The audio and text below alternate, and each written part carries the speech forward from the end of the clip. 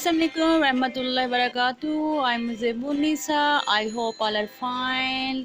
Let me introduce my channel, subscribe and like it and share to others. Lecture 4 Spoken English Language Urdu Poem. Bismillahirrahmanirrahim. बुलबुल का बच्चा, बुलबुल का बच्चा,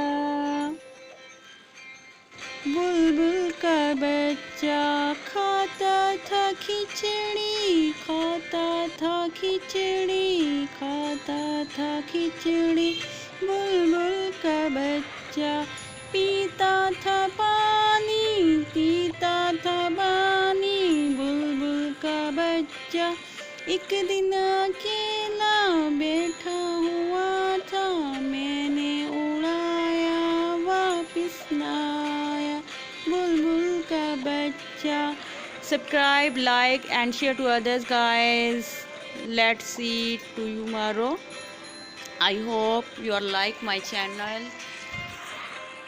Take care. See you later.